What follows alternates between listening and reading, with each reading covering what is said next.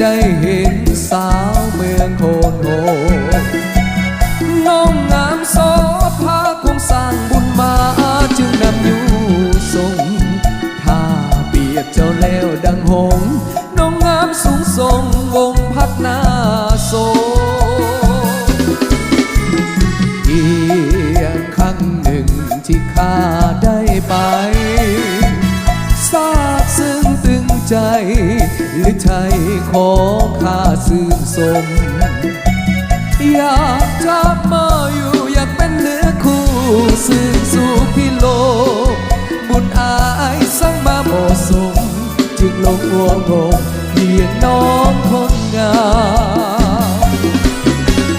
โอ้น้ำใจสาวเมืองโพนโฮแสนงามเลิศแล้วสูงส่งองค์อาจพร้อมวัฒนธรรมน้องสร้างบุญมาทำพลากุศลมากล้ำสาดี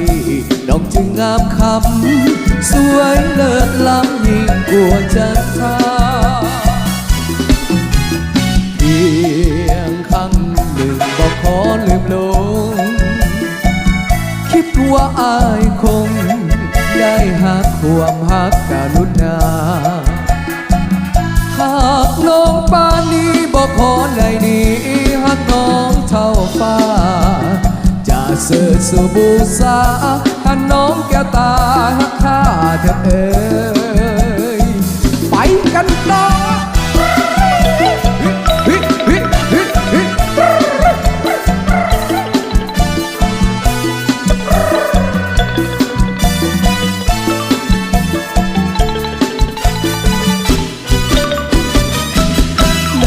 ถึงถิ่นแคว้นทงสาลีดินแดนห่างมี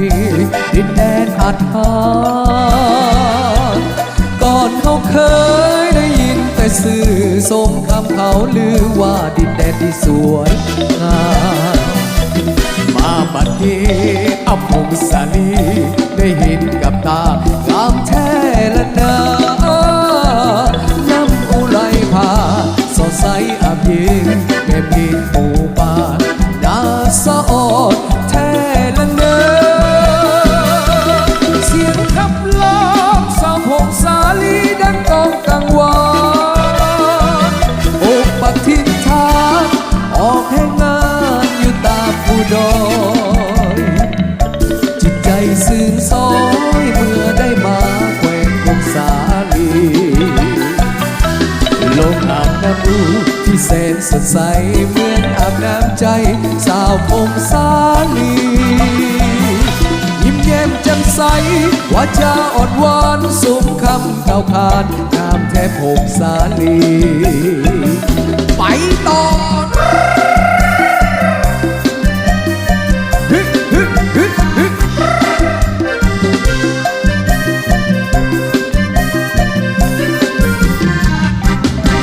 เสียงขวางดินแดนวิมานหนาวใจสะท้านหนาวสั่นสะเทือน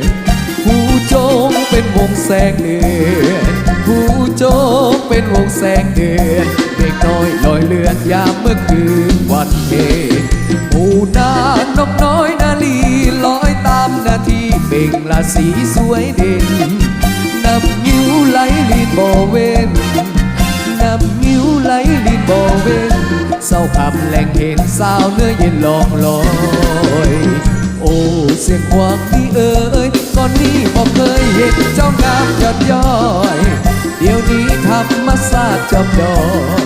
เดี๋ยวนี้ธรรมศาสตร์จอมดอยเศร้าคำนางคอยผู้จ้องมองงามตาการให้หินมีควันสิ่งควงสายลมไหลลวงอายสุดห่วงเมื่อฝันผู้เพียงเป็นลอนไกลกันผู้เพียงเป็นลอนไกลกันใจอ้ายสุขสันต์กับความงามเสียงหัวเฮ้เฮ้เฮ้